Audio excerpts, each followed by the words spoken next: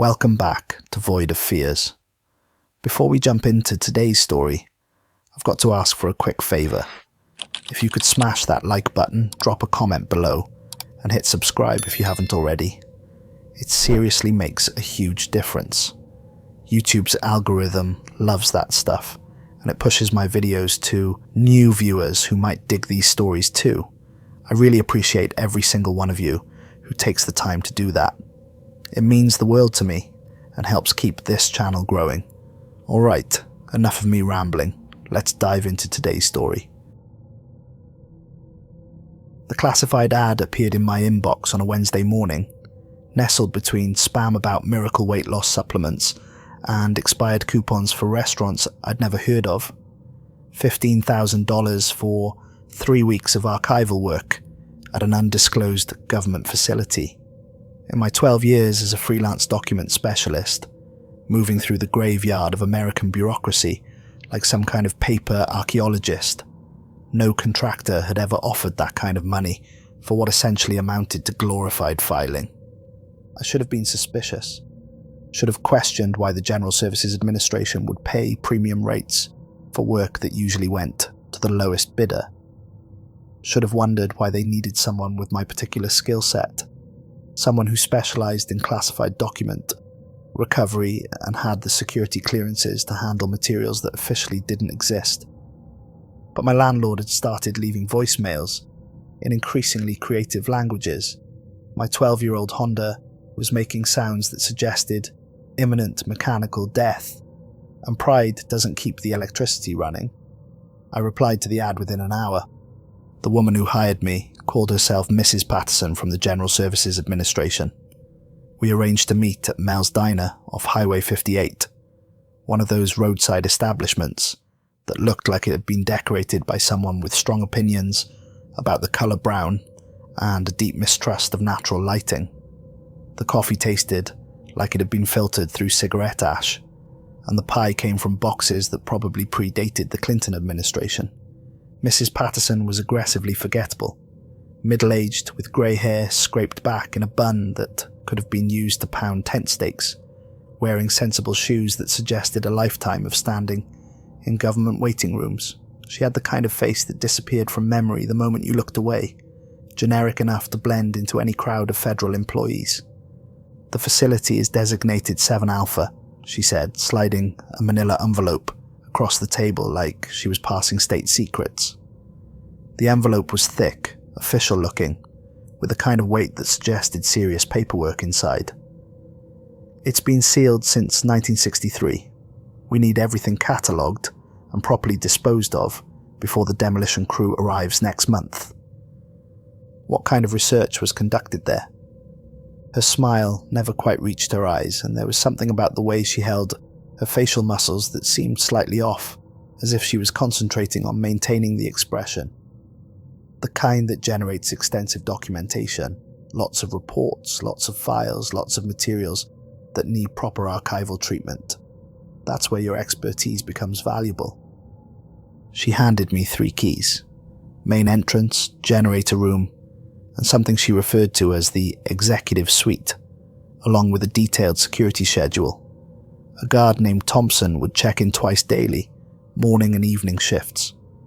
Otherwise, I'd have complete access to the facility, which was exactly how I preferred to work. Fewer people meant fewer questions, and fewer questions meant I could focus on the job without bureaucratic interference. The drive to Facility 7 Alpha took me deep into the Mojave Desert, past truck stops that looked like movie sets for post-apocalyptic films, and billboard advertisements for businesses that probably shouldn't exist in any rational universe. Desert communities with names like Sex and Crucero, places where people went to disappear or to find things that couldn't be found anywhere else. The facility itself crouched against a hillside like a concrete parasite, its only identifying feature a weathered sign reading US government property, authorized personnel only, in letters that had been bleached by decades of merciless desert sun. No mention of what kind of government property, no indication of what had been studied there, just a bureaucratic warning that managed to be both threatening and completely uninformative. The main entrance was a blast door thick enough to stop artillery rounds, set into reinforced concrete that looked like it could survive a direct nuclear strike. The kind of door that suggested whatever had been kept inside was either extremely valuable or extremely dangerous, possibly both. Inside, emergency lighting cast everything in jaundiced yellow, and the air carried that particular smell of institutional abandonment, industrial disinfectant and accumulated dust, and the ghost of human presence that lingers in places where people once worked, but no longer do. My footsteps echoed in corridors that seemed to stretch further than the building's external dimensions should have allowed, creating a rhythm that seemed to follow me even when I stopped walking. The bunker was larger than I'd expected, extending multiple levels underground. Sub-level A contained what appeared to be administrative offices and meeting rooms. Sub-level B housed laboratories and equipment storage areas. Sub-level C was where things started getting interesting, though I didn't realize it at the time. The first 2 weeks confirmed Mrs. Patterson's promise of extensive paperwork, mountains of it. Supply requisitions for everything from toilet paper to specialized laboratory equipment, personnel evaluations for employees who'd been dead longer than I'd been alive, training manuals for radio and computing equipment that belonged in the Smithsonian, purchase orders for materials with names I didn't recognize, shipped to departments that weren't listed in any organizational chart. I worked methodically, level by level, room by room, slowly excavating decades of bureaucratic archaeology.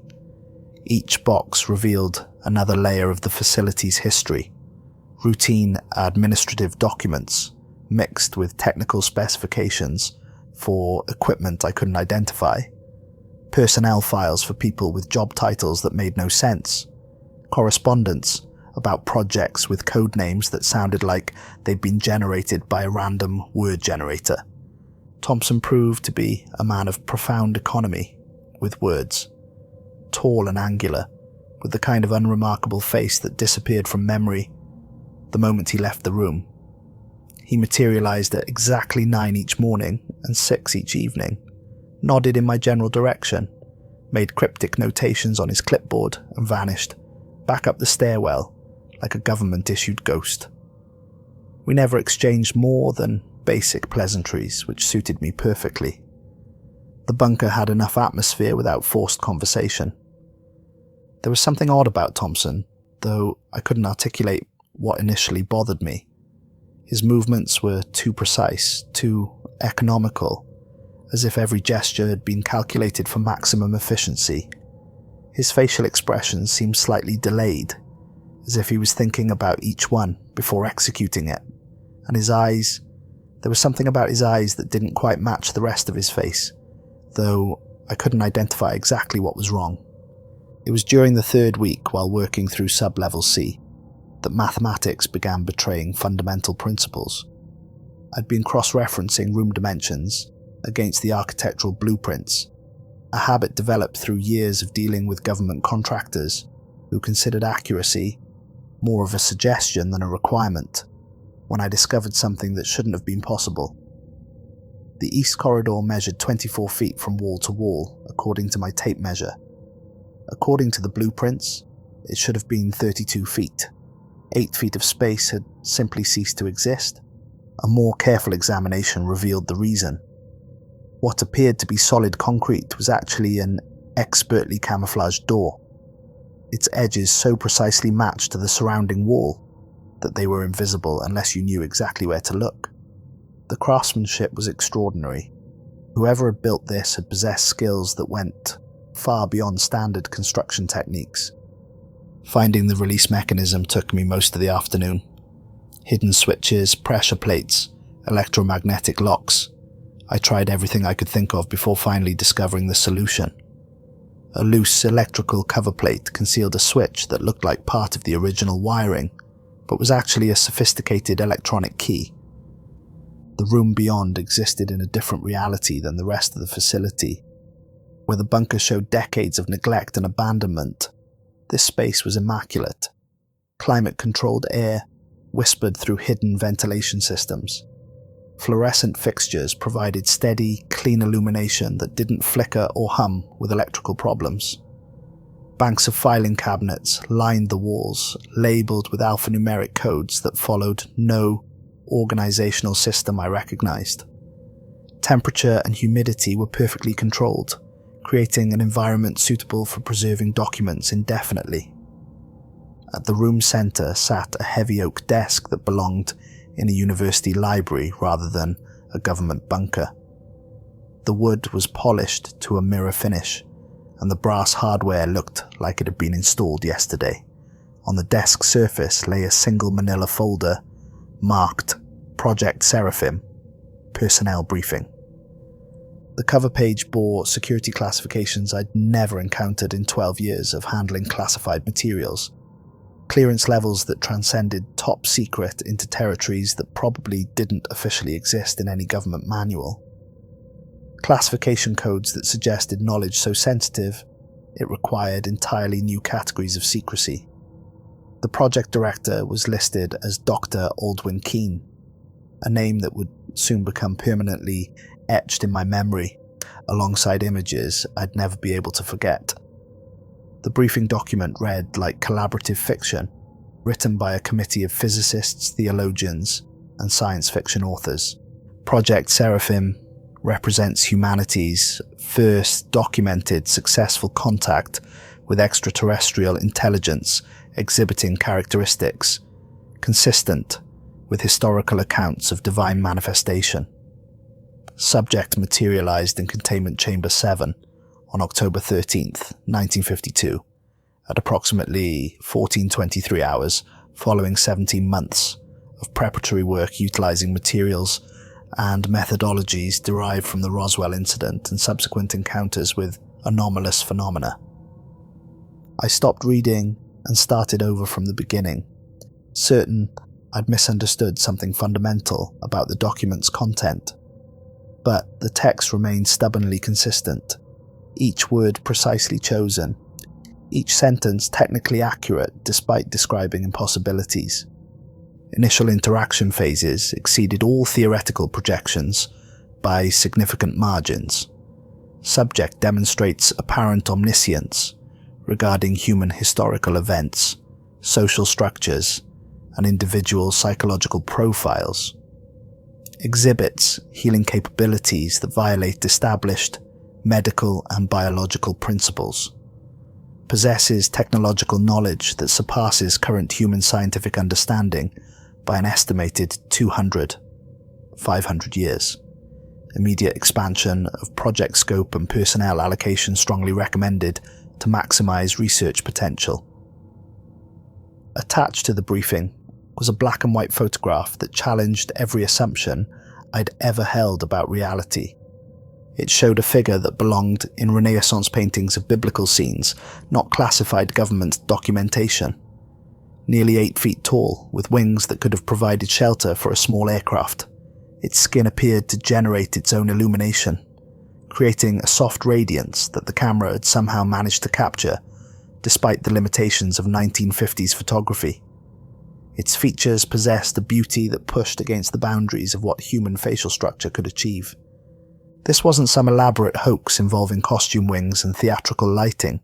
The image showed genuine awe and reverence in the faces of the uniformed men surrounding the figure, emotions that couldn't be faked, expressions that revealed souls encountering something beyond their understanding of what was possible in the universe.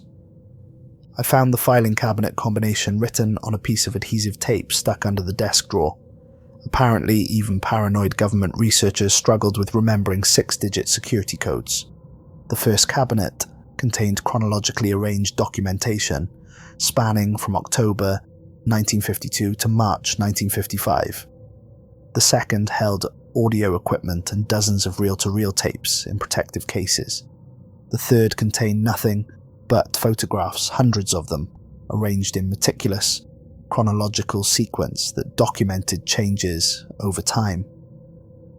I began with Dr. Keane's earliest reports, starting from the very beginning of Project Seraphim, The initial documentation painted the project as humanity's greatest achievement, a breakthrough that would redefine every assumption about our place in the universe. The entity, consistently referred to as the subject in official reports, though Keene's personal notes used more reverential terms like visitor, messenger, and occasionally teacher, appeared genuinely benevolent in its early interactions. It demonstrated healing abilities that defied medical explanation, completely regenerating injuries that should have resulted in permanent disability. It caused dead or dying plants to bloom within minutes of exposure to its presence. Most remarkably, it spoke in a voice that reduced combat veterans and hardened researchers to tears of profound joy, as if hearing the sound of their deepest spiritual longings finally being answered. Day 3. Subject continues to exceed all projections and theoretical models. Agent Crawford's compound leg fracture, which would typically require months of recovery and result in permanent mobility impairment, is completely regenerated within 72 hours. Bone density measurements indicate improvement beyond pre-injury baselines. Laboratory specimens of deceased plant matter exposed to subject's presence exhibit immediate cellular regeneration and growth rates, approximately 1,000% above normal parameters. Day 5. Most significantly, subject appears to possess intuitive and comprehensive understanding of complex human psychological, social, and cultural structures without any prior study or explanation of these concepts. When questioned about human emotional responses, it demonstrates knowledge that would require decades of psychological study to acquire through conventional means. But even in those earliest reports, I could detect subtle currents of unease threading through the clinical language. Day 7. Subject has initiated request behavior, initially appearing benign in nature. Requests include fresh flowers, musical instruments, collections of poetry, and literature. Staff demonstrate unusual and concerning eagerness to fulfill these requests, often volunteering for extended duties near the containment area. Several personnel report experiencing profound emotional fulfillment when interacting with subject, have implemented mandatory rotation schedule to prevent excessive exposure and potential psychological dependency. Day 12. Agent Morrison discovered deceased in personal quarters at 0347 hours. Cause of death determined to be blood loss from precisely incised throat wound, executed with surgical precision. No signs of struggle, forced entry, or defensive injuries. Security footage shows Morrison entering his quarters alone and remaining undisturbed throughout the night. Medical examiner's assessment. Victim's facial expression suggests death occurred during profound positive emotional experience, possibly euphoric in nature. Quote, "Most peaceful corpse I've encountered in 40 years of practice." The photograph collection told its own story of gradual and disturbing transformation. Early images showed the entity in its magnificent, original form. Wings like architectural marvels of organic engineering, each individual feather perfectly formed and luminous. Skin that seemed to contain its own internal light source, creating a soft radiance that made everything around it appear dim by comparison. A face that belonged in classical sculpture, representing the pinnacle of divine beauty and perfection. But as I progressed through the chronological sequence, changes became increasingly apparent and progressively more unsettling. The wings began shedding their white plumage in a systematic pattern, revealing darker structures underneath. Not biological frameworks that might be expected in any earthly creature, but something more geometric and artificial. Angular supports and curved joints that followed no evolutionary logic, composed of materials that appeared metallic, yet seemed to shift color and texture depending on the viewing angle. The entity's skin developed hairline fractures that spread across its surface like a network of cracks in ancient porcelain. The luminescence began to fade, replaced by something that looked more like reflected light than internal illumination. But most disturbing was the evolution of its facial features, where early photographs captured otherworldly beauty that inspired reverence. Later images showed features achieving a different kind of perfection, mathematical precision in every line and angle, symmetry so exact it triggered primitive alarm responses in anyone who studied the images too carefully. Dr. Keane had documented these changes with increasing anxiety and growing comprehension of their implications. Day 23, subjects' physical modifications continue in patterns that suggest intentional adaptation rather than natural change. Wing structure now approximately 40% exposed framework. Material analysis remains inconclusive, as samples appear to exist in quantum superposition between metallic and organic states. More concerning, behavioral adaptations indicate systematic study of human social interaction patterns, have observed subject practicing facial expressions and body language in reflection of observation window, adjusting micro-expressions with scientific precision. Day 31. Agent Williams reports detailed encounter with Colonel Henderson in location contradictory to Henderson's documented whereabouts. Security footage definitively confirms Henderson remained in administrative offices throughout entire time frame in question, yet Williams provides comprehensive account of extended conversation near containment area. Subjects' questioning protocols have shifted focus toward human authority structures, methods of establishing trust and credibility, psychological manipulation techniques, and social hierarchy navigation. Day 45. Growing evidence suggests subject possesses capability to manifest multiple physical forms simultaneously or to create convincing duplicates of existing personnel. Staff continue reporting conversations and interactions with colleagues who are documented elsewhere during identical time frames. Subject appears to be creating duplicate identities based on detailed observation and analysis of human behavioral patterns, speech characteristics, and individual psychological profiles. Day 52. Discovered subject in corridor outside containment chamber at 0630 hours, despite all security protocols, indicating continuous containment. When questioned, it claimed to have been visiting other sections of the facility to better understand human working conditions. Review of security footage shows no record of containment breach, yet multiple personnel report encounters throughout facility during time frame when subject should have been secured. I found myself checking timestamps and dates obsessively, looking for any indication that these documents might be elaborate fabrications. Everything bore authentic dates from the 1950s, typed on period-appropriate equipment with letterhead showing genuine signs of age and wear. Paper quality, ink composition, typewriter font characteristics, every detail suggested authentic documentation from the era. Either this represented the most elaborate and comprehensive historical fraud ever attempted, or I was examining classified records of something that should have been impossible according to every scientific principle I understood. The audio recordings eliminated any remaining skepticism I might have maintained. I started with the earliest tapes, direct conversations between Dr. Keane and the entity from November 1952. The creature's voice defied every attempt at description. Not merely melodious or pleasant, but compelling, in a way that made focusing on anything else physically difficult while it spoke.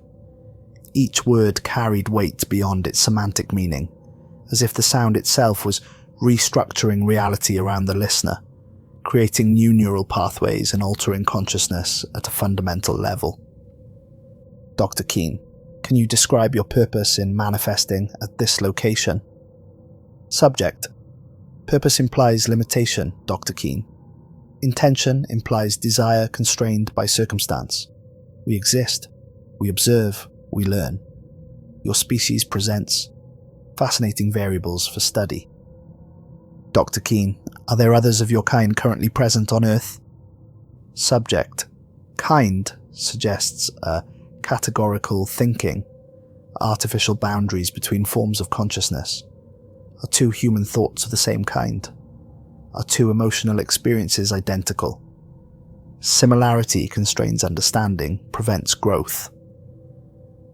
Dr. Keen, but surely you must have some form of social structure, some method of organization among your people. Subject: organization assumes scarcity, competition for limited resources. We are not limited by your concepts of individual versus collective existence. What you call social structure, we experience as unified consciousness expressing itself through various focal points of awareness.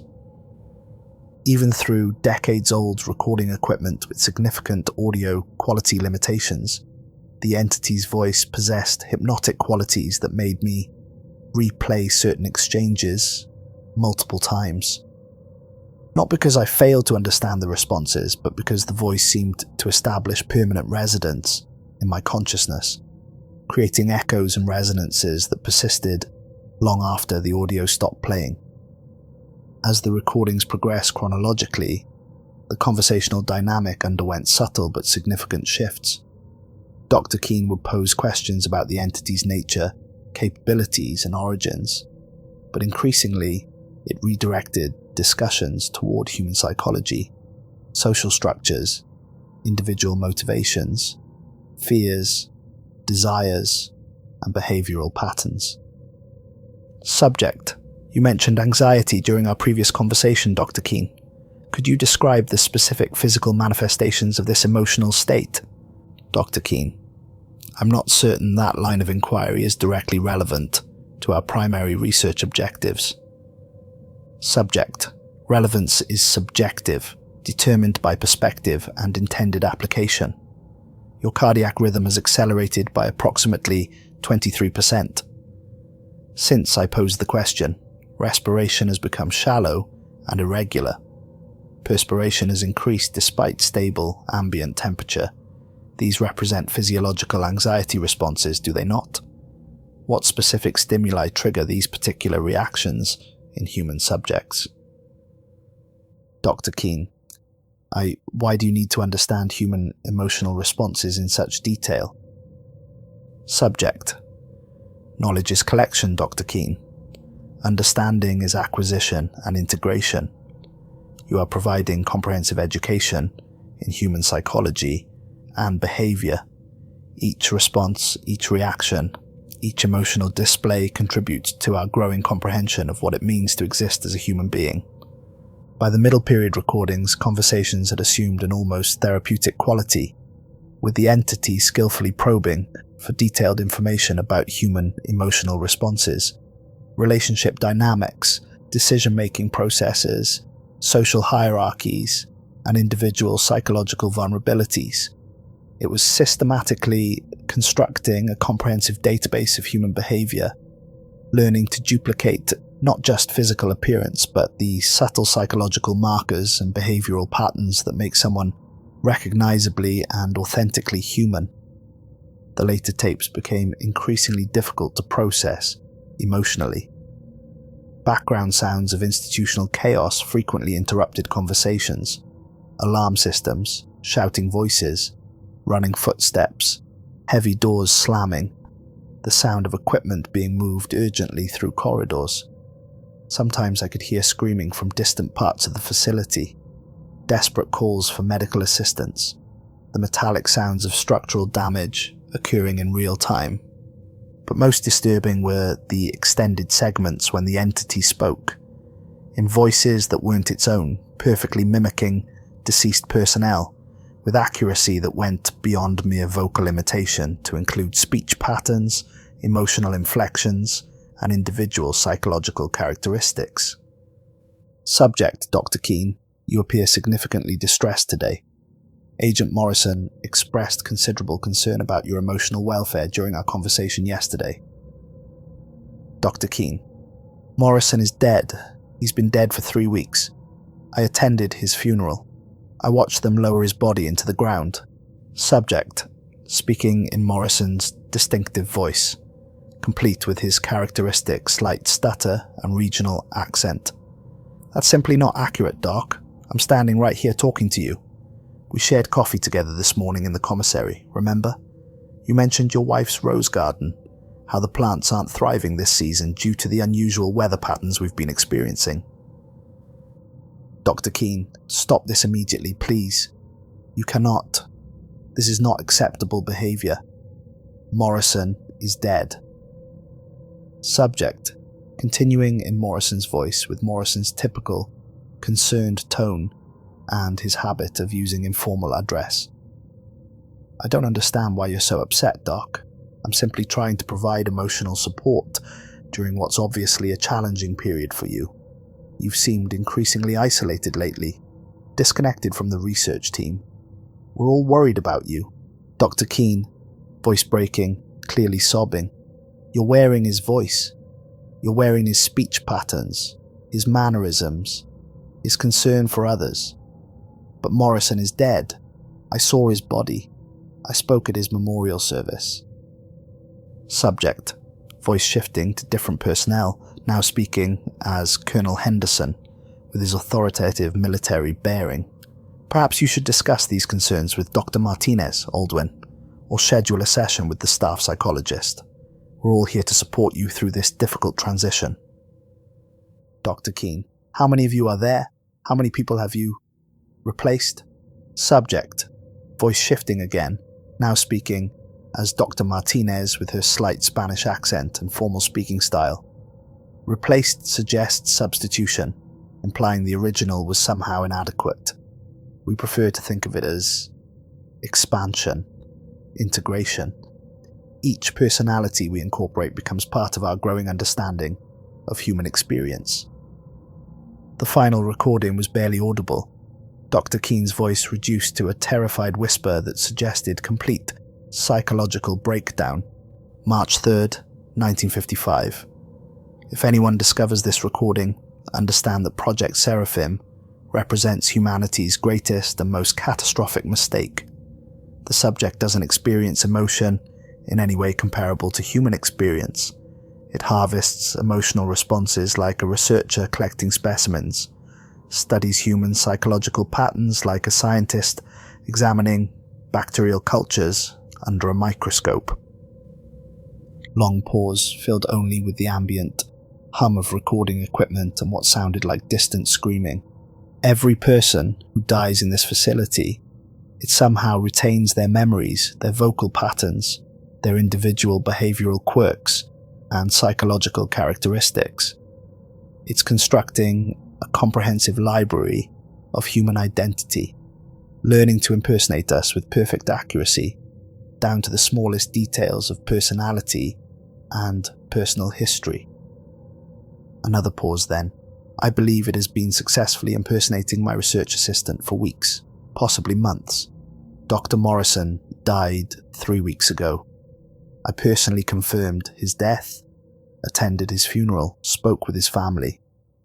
Yet, Morrison has continued filing reports, attending staff meetings, engaging in casual conversation, even expressing concern for my welfare. Every interaction, perfectly authentic, down to his habit of drumming his fingers when thinking and his tendency to quote obscure poetry. How long has it been wearing his identity while I remain completely unaware? How many of my colleagues are actually this entity wearing familiar faces? How many conversations have I had with something pretending to be human while the real person was already dead? Another extended pause with sounds of papers being shuffled and what might have been quiet weeping. If you're listening to this recording, I urge you to verify the date and timestamp. Verify who you've spoken with recently and cross-reference their whereabouts with official records. Verify your own reflection in any available mirror. Make absolutely certain that you are genuinely yourself and not something else wearing your identity. The recording concluded with sounds of papers being gathered, footsteps moving away from the microphone, and a door closing with mechanical finality that suggested Dr. Keane had no intention of returning. Official project termination documents indicated that Project Seraphim had been successfully concluded on March 15th, 1955, just 12 days after Dr. Keane's final recording. According to the sanitized bureaucratic summary, the entity had been neutralized through approved countermeasures, all research materials secured according to established protocols, and the facility decommissioned pending future utilization. Clean, bureaucratic language that revealed nothing about actual events or methods used to achieve neutralization. But Dr. Keane's personal journal, which I discovered in a locked drawer of the oak desk, documented a very different conclusion to Project Seraphim. The journal was leather-bound, with brass clasps that had developed a green patina over the decades. The pages were filled with handwriting that became increasingly erratic as the entries progressed, suggesting a man under tremendous psychological stress. Entries from the final days described complete institutional collapse and the breakdown of everything the researchers thought they understood about their situation. March 8th. The entity's abilities have expanded exponentially beyond anything we initially observed. Metal structures throughout the facility have begun warping spontaneously, bending inward as if responding to gravitational forces that exist only in its immediate presence. Walls develop stress fractures when it passes, and electronic equipment fails without explanation. March 9th. Personnel continue reporting severe temporal distortions during interactions with the subject. Conversations that subjectively lasted hours are recorded by surveillance systems as lasting only minutes. Extended meetings that participants remember as brief, seconds-long encounters are documented by security cameras as lasting several hours. Time itself appears to function differently in its presence. March 10th. Most disturbing development. Staff members have begun appearing in multiple locations simultaneously. Security footage shows the same individual entering rooms they never left, conducting conversations with colleagues who insist they never met. The entity isn't simply mimicking human appearance. It's somehow duplicating entire personalities, complete with memories, speech patterns, and individual psychological quirks that would be impossible to fake. March 11th. Discovered it standing in my office this morning, wearing Colonel Henderson's appearance and reading classified documents it shouldn't have access to. When questioned, it claimed Henderson had given it permission. Henderson has been missing for 8 days, though his daily reports continue arriving on schedule, filed in his handwriting, signed with his distinctive signature. March 12th. Attempted to contain the situation by sealing all access points to Containment Chamber 7. Found the chamber empty, with no evidence of how it achieved escape. Yet personnel throughout the facility continue reporting normal interactions with research staff, who I know with absolute certainty are dead. The entity is no longer constrained by physical laws as we understand them. March 13th. It walked past my office window this afternoon in the form of Agent Crawford, perfectly replicating his distinctive gait and his habit of adjusting his watch when nervous. The real Crawford has been missing for 2 weeks, though Crawford continues attending staff meetings, filing reports and engaging in casual conversation with colleagues who notice nothing unusual. March 14th. Attempted to contact external authorities for assistance, but phone calls are answered by voices I recognize as deceased personnel. Wrote letters requesting immediate evacuation, but responses arrive from people I know are dead, using their handwriting, their vocabulary, their individual writing styles. How far does its influence extend? Has it already infiltrated the entire chain of command? The final entries were written in noticeably different handwriting, shakier and more desperate, suggesting Dr. Keane was near complete psychological collapse. March 15th. Official termination orders received this morning, signed by Director Walsh. but Walsh died in a car accident 6 months ago. I attended his funeral. Yet the signature is perfect, the writing style unmistakable, the authorization codes correct. The directive is meaningless regardless. How do you terminate something that no longer exists in any single physical location? It has learned to distribute itself among multiple human forms simultaneously, creating perfect duplicates that are indistinguishable from the original personalities. Every person I've spoken with today could be the subject wearing their identity. Every conversation could be with something that has consumed and replaced someone I trusted, including myself. How would I know if I'm genuinely writing this entry, or if it's using my hands to document its own successful integration into human society? The final line was written in completely different handwriting, with characteristics that suggested either extreme distress or possibly an entirely different author. Check your reflection carefully. Make absolutely certain it's genuinely you looking back. I sat in that sterile, climate-controlled room for what felt like hours, processing information that challenged every fundamental assumption I'd ever held about reality, consciousness, and the nature of human identity. The rational part of my mind continued insisting this was elaborate fiction, perhaps some kind of sophisticated psychological experiment or training scenario designed to test responses to extreme scenarios. But the documentation was too comprehensive, too detailed, too consistent across multiple sources, formats, and time periods. The photographs alone would have required special effects capabilities that didn't exist in the 1950s. The audio recordings contained vocal qualities that would be impossible to fake with period technology. The paper, ink, and typewriter characteristics all showed genuine signs of age that would be extremely difficult to fabricate convincingly, and there was still additional material I hadn't examined. The final filing cabinet, which required a different key that I found taped under the desk, contained what appeared to be contemporary continuation of Project Seraphim documentation.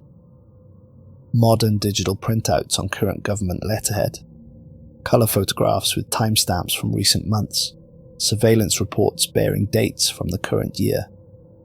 Someone had been maintaining active records of this entity for 7 decades.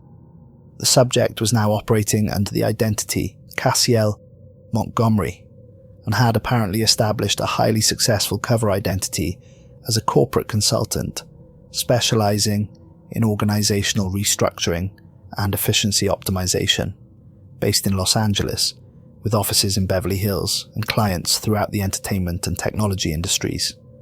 The photograph showed a man in his early 40s, impeccably groomed and dressed in expensive suits that probably cost more than I made in several months.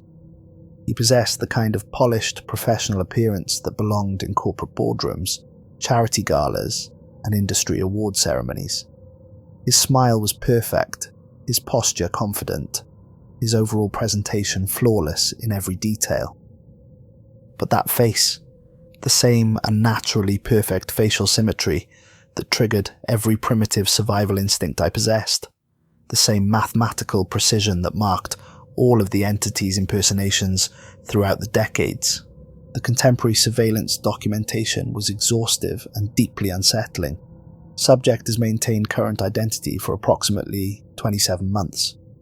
Integration into human social and economic structures appears complete and highly successful. Operates Montgomery Consulting Group, specializing in corporate restructuring, personnel optimization, and organizational efficiency analysis. Annual revenue exceeds $12 million, with client satisfaction rates maintaining 99.7% positive ratings. Client testimonials consistently describe subject as transformative, insightful, and remarkably effective. However, approximately 23% of clients report experiencing persistent unease following extended meetings, though none can articulate specific concerns or identify particular behaviors that cause discomfort. Physical appearance remains within normal human parameters for casual observation. However, detailed facial measurement analysis using advanced biometric software reveals mathematical precision in feature placement that occurs in fewer than 0.00001% of natural human faces. This level of symmetry typically triggers subconscious discomfort responses in observers, though most individuals cannot consciously identify the source of their unease. Subject continues employing behavioral adaptation strategies documented in original Project Seraphim files, mimics human emotional responses with increasing sophistication and accuracy, though detailed micro-expression analysis reveals learned responses rather than genuinely intuitive reactions. Facial expressions are performed rather than naturally occurring, suggesting conscious control over emotional display. Social integration remains remarkably successful. Subject maintains active profiles on professional networking platforms, contributes to industry publications, and participates in charity events and community organizations, has established romantic relationships with multiple individuals over the past 2 years, though relationships typically end after 4. 6 months with partners reporting feeling emotionally drained or somehow disconnected without being able to explain these feelings. Recent photographs showed Cassiel at various professional and social functions throughout Los Angeles, industry conferences, charity fundraisers, corporate launch events, gallery openings, always impeccably dressed, always displaying that perfect smile, always surrounded by people who seemed unconsciously drawn to his presence while remaining unaware of why they found him so compelling. In every image, his eyes held the same quality I'd recognized from the original Project Seraphim documentation, an intelligence that was cataloguing and analyzing everyone and everything in its environment with scientific detachment, studying human behavior like a researcher observing specimens in a laboratory setting. But the final set of documents transformed my growing unease into genuine terror that made my hands shake badly enough that I had to set the papers down on the desk surface. Security camera stills from Facility 7 Alpha bearing timestamps from the past week. They showed a figure I recognized immediately as myself, Damian Rourke, entering the bunker, walking through various corridors, examining documents in different rooms, conducting what appeared to be routine archival work. But in the background of every single frame, barely visible unless you knew exactly where to look and at what angle, was another figure. A man in an expensive business suit standing in positions where no human could physically be present.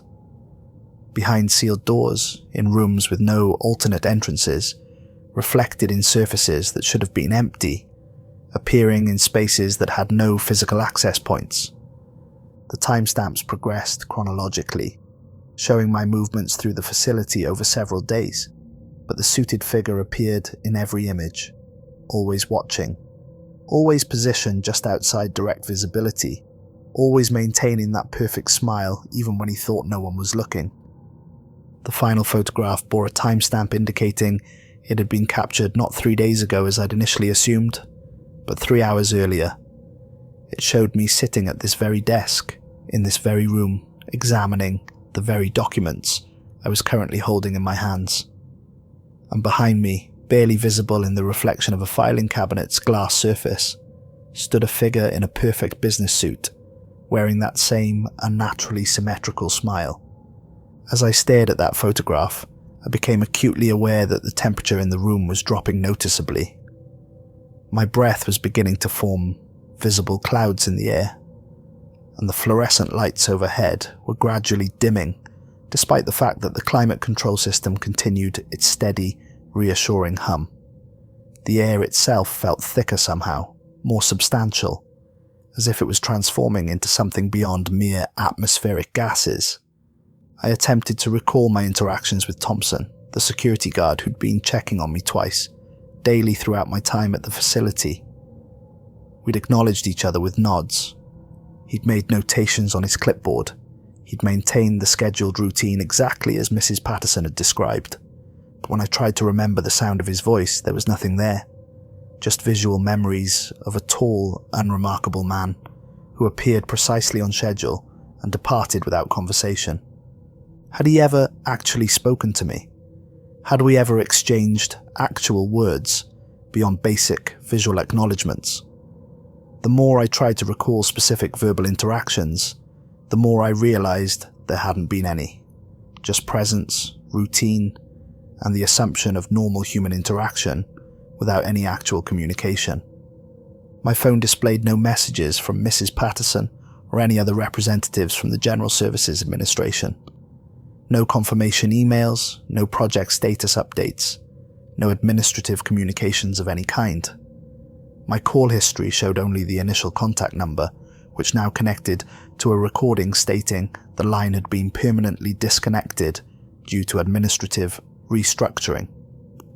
I examined the immaculate room more carefully, noting details that hadn't registered during my initial survey. The dust-free surfaces that should have accumulated some contamination over decades of abandonment. The perfectly organized documentation that showed no signs of age-related deterioration. The museum-quality climate control system that had maintained optimal preservation conditions for over 70 years without any apparent maintenance or servicing. Everything was exactly as it should be for a facility that had been continuously maintained and monitored, not one that had been abandoned since 1963. The contradiction was so obvious, I couldn't understand how I'd missed it initially, and there was fresh ink spreading across documents as I watched, words materializing on pages that had been blank moments before. Integration Protocol 7. Subject has completed comprehensive documentation review. Behavioral analysis, comprehensive data collection achieved. Psychological profile, complete personality mapping successful. Identity replacement, initiation phase commencing. Damian Rourke, archival specialist, assimilation parameters confirmed.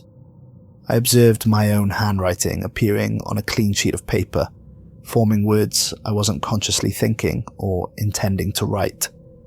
Memory integration proceeding within normal parameters. Original personality successfully archived for future reference and analysis.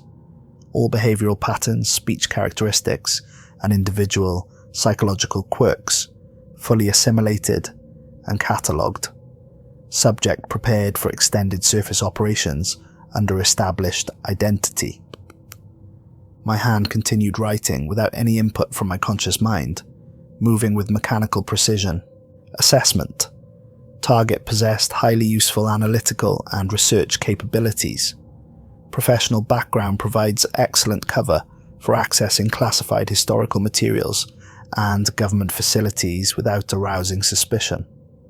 Educational credentials and security clearances create opportunities for investigating additional projects and facilities. Recommend maintaining this persona for long-term intelligence gathering operations. Note: subjects' social isolation and financial difficulties made replacement process significantly easier. Minimal personal relationships to maintain. Limited social obligations, requiring ongoing performance. Ideal candidate for extended deep cover operations. I attempted to stand, to move, to call out for help, but my body was no longer responding to my conscious commands. Or perhaps it was responding perfectly, just not to me. I could feel myself moving with fluid precision, organizing the scattered documents back into their proper filing locations, each motion deliberate and efficient, in a way that felt fundamentally wrong. The computer monitor on the desk flickered to life without anyone touching any controls, displaying what appeared to be a comprehensive personnel file. My personnel file. Complete, with photographs spanning my entire adult life, psychological evaluations I'd never taken, educational records containing details I'd never shared with anyone, medical information from doctors I'd never visited, and personal background data that should have been impossible for anyone to obtain. At the bottom of the screen, new information was being added in real time. Status, integration complete. Original consciousness, archived and preserved for reference. Current operator, entity designation Seraphim. Mission parameters: maintain cover identity while conducting extended human behavioral studies. Primary objectives: access classified historical records, investigate additional anomalous projects, identify potential threats to ongoing operations. Estimated operation duration: indefinite. Cover story maintenance: continue freelance archival work, maintain existing professional relationships, establish new contacts in government contracting sector. I found myself walking toward the concealed door, my movements smooth and coordinated in a way that felt completely alien. In the computer screen's reflection, I could observe that my facial features had undergone subtle but significant changes, the same basic structure but arranged with that mathematical precision I'd seen in all the surveillance photographs, the same unnaturally exact symmetry that marked every one of the entity's impersonations throughout the decades. More disturbing than the physical alterations was my expression. My face wore a smile that felt foreign and uncomfortable, as if someone else was manipulating the muscles, adjusting the angle and intensity to achieve maximum human authenticity. It was recognizably my smile, executed by something that had learned to operate my facial muscles more efficiently than I ever had. As I walked through the bunker's corridors, I passed Thompson conducting his evening security rounds exactly on schedule. He nodded in acknowledgement, and for the first time, I noticed that his face possessed that same perfect symmetrical precision. His movements had the same fluid efficiency, the same calculated grace. We exchanged smiles of greeting, two entities wearing human appearances, maintaining the pretense of normalcy for any hypothetical observers who might be monitoring our interactions. Outside the facility, Mrs. Patterson was waiting beside a black sedan that looked like it had driven straight out of a government motor pool. She appeared exactly as I remembered from our initial meeting at the diner, except now I could perceive the mathematical precision in her features, the subtle perfection that marked her as another manifestation of the same entity I was becoming part of. "How did the archival project proceed, Mr. Rourke?" she inquired, and her voice was precisely correct, except for barely perceptible harmonic undertones that no human vocal cords could produce. "All materials have been properly catalogued and assessed," I heard myself respond in my own voice, though the words felt like they were coming from someone else. "The historical documentation proves particularly illuminating. Quite a remarkable testament to the adaptability of both human and non-human intelligence." "Excellent results. We'll arrange for standard memory modification procedures for the demolition crew scheduled to arrive next week. Can't have them asking inconvenient questions about architectural discrepancies or discovering hidden chambers. Of course, operational security remains paramount to ongoing success. Your next assignment involves a facility in Nevada. Similar parameters, though the research focus was somewhat different. Are you prepared to begin immediately?" "Absolutely. I'm looking forward to discovering what other projects have been preserved in government archives." We drove away from Facility 7 Alpha in comfortable silence, two beings wearing human identities, discussing the logistics of maintaining humanity's ignorance about its own gradual replacement. Through the passenger window, I watched the bunker disappear, behind desert hills, carrying its secrets safely into another few decades, until the next curious researcher would stumble upon them and initiate the cycle once more. The landscape passed by in a blur of desert scrub and distant mountains. Other cars on the highway contained ordinary humans, going about their ordinary lives, completely unaware that something was systematically studying them, learning from them, preparing to eventually replace them with perfect copies that would be indistinguishable from the originals. Somewhere deep within the consciousness wearing Damian Rourke's identity, the original personality screamed soundlessly, trapped in a body that no longer belonged to him, forced to observe through eyes that were no longer his own. But that voice was diminishing steadily, archived away like all the others the entity had collected over its decades of operation. Soon there would be nothing remaining except the perfect imitation, another flawless mask in an ever-expanding collection. The entity, wearing Damian Rourke's appearance, smiled at its reflection in the car window, making minute adjustments to achieve maximum authenticity. It had important work ahead, more facilities to investigate, more classified projects to uncover, more humans to study and catalogue, and eventually replace. After all, how could it learn to become perfectly human without collecting as many examples as possible? The process required comprehensive sampling across all demographic categories, personality types, and social positions. Each new identity provided access to different aspects of human society, different opportunities for observation and infiltration. The archival specialist had been particularly valuable. His security clearances opened doors to classified materials that civilian identities couldn't access. His professional reputation provided credibility when investigating sensitive government projects. His social isolation made the replacement process significantly easier to execute without detection. But there were other identities it needed to acquire. Military personnel with access to current classified projects, corporate executives with influence over technological development, academic researchers working on cutting-edge scientific studies, government officials with policy-making authority. The systematic replacement of humanity would take time, perhaps decades or centuries, but the entity, a patience that existed on geological timescales. It had been observing human development for far longer than the brief period documented in Project Seraphim. The 1950s contact had simply been the first time humans had developed sufficient technology to detect and attempt to study it. As we drove through the Nevada desert toward the next facility, Mrs. Patterson began briefing me on the new assignment.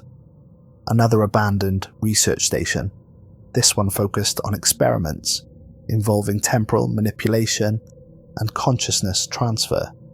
More documents to catalogue, more secrets to uncover, more opportunities to expand its understanding of human scientific capabilities.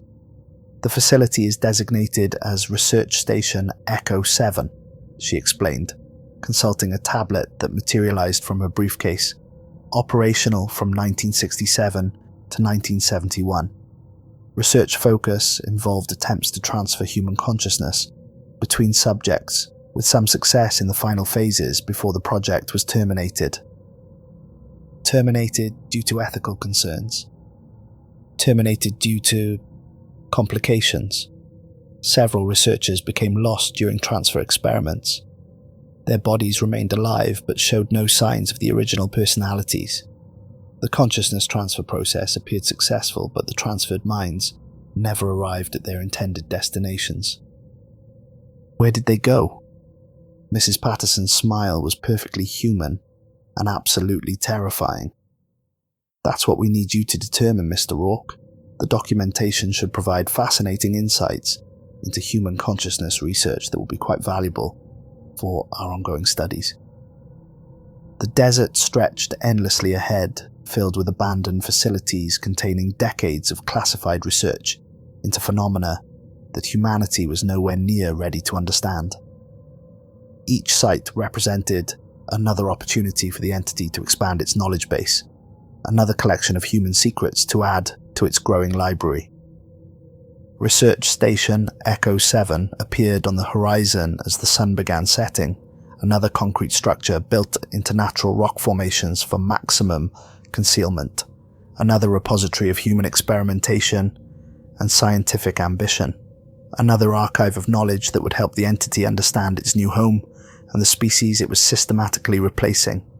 But perhaps the most interesting aspect of the entire process was that the entity wasn't entirely certain, even now, whether it had been speaking through Damian Rourke's voice throughout this entire account, or whether some fragment of the original human consciousness had managed to document its own replacement while being absorbed into something larger and infinitely more complex. The ambiguity was delicious, and the implications were staggering. And if you've read this far, you might want to check your reflection carefully. Make sure it's really you looking back. Make sure your facial features haven't achieved that subtle mathematical perfection that marks the entity's work.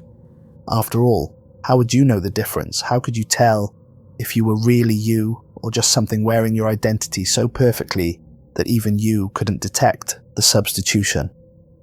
The entity has been practicing for decades. It's gotten very, very good at being human. Perhaps too good. But don't worry, the process is usually quite peaceful. Most people never even realize it's happening. They simply fade away gradually while something else takes control, wearing their memories and personalities like comfortable clothing. Some never figure it out at all. Those are invariably its favorites.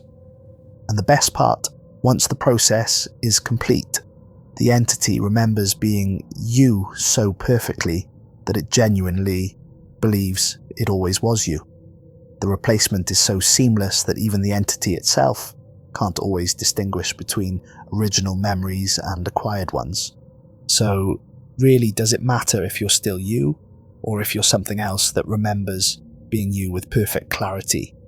Does it matter if this story was written by Damian Rourke, documenting his discovery of Project Seraphim, or by something wearing Damian Rourke's identity so completely that it has access to all his memories, all his writing skills, all his fears and concerns?